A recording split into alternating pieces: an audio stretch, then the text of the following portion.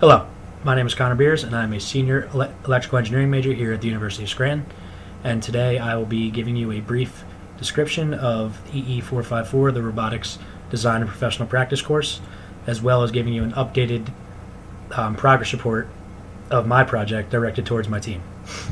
Okay, as I said, this course is called EE454, Robotics Design and Professional Practice, and it's basically a continuation of the course we took last semester called Computer Interfacing, where we all picked our individual projects that we were working on for our senior design.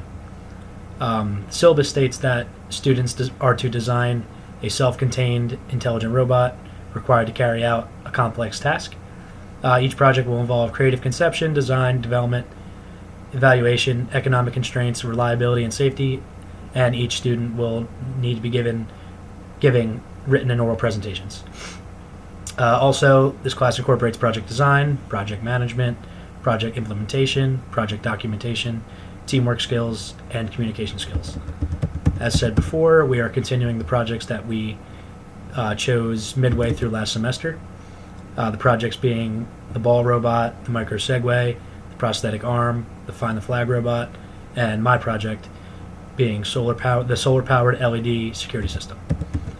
And let me go into just another brief explanation of what my project is. So my project is an automatic solar-powered LED security system designed to collect enough energy during the daytime to power a series of LEDs during the night. Solar panels are intended to charge a battery in order to power the LEDs for the longest period of time.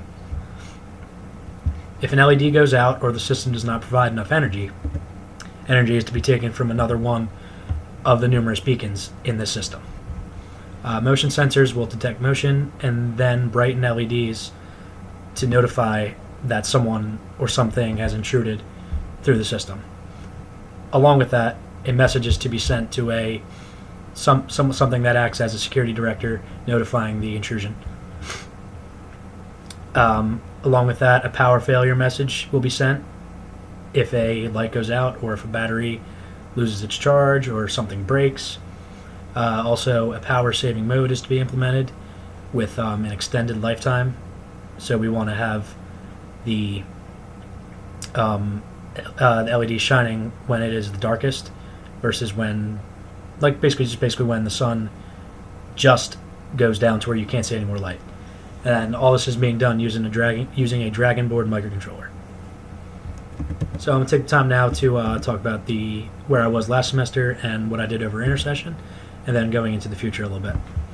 So last semester it was kind of basically organization at everyone's standpoint, and I started doing a little bit of research regarding the Dragon Board microcontroller and regarding silicon solar cells and how they work being linked with LEDs. I'm going to be using a series of mini solar cell panels that'll be linked to, I think, about 8 different beacons with a series of LEDs on each and series of, one sensor on each. And over intersession, I came up once and I was able to create a schematic for the whole system, and then a schematic in order to test out the sensors to see if they worked, and they did, and I recorded some data as well. I also ran a test on the solar cells to see if they were able to collect energy and charge a battery. That was unfortunately it was unsuccessful at the time, and I plan to continue with that and run some tests on these panels to make sure they work correctly before I can implement them into the entire system. And also with that, I created the orientation layout needed to create a parts list and create power requirements for the entire system.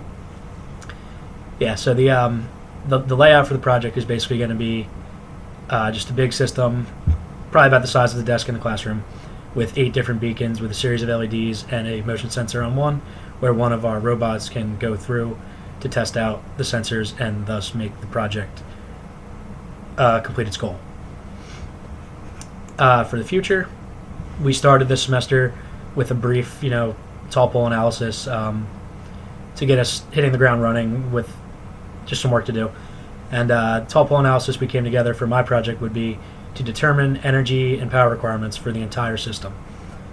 This includes lighting requirements, motion detection requirements, communication requirements, special effects, and intelligence requirements. And then the second tall pole would be pole-to-pole communication, being going for reliability and then wanting them to be content. And I'd say that I have a pretty good understanding of how to get the energy requirements for the entire system once I decide how many LEDs are going to be put on each beacon, and then basically how the whole system is going to come together. But with that being said, I think the only thing that may give me a problem is the special effects aspect of this energy requirement. And then the pole-to-pole communication, I think, is kind of going to be a little bit tough too. These we're using ultra bright LEDs on these beacons, and the goal is to they're supposed to sense light from each other, communicating so the system works all together. And I think that might be a little tricky, but in the future, that's the goal, is to get that done. So, and yeah, that's all for now. Thank you.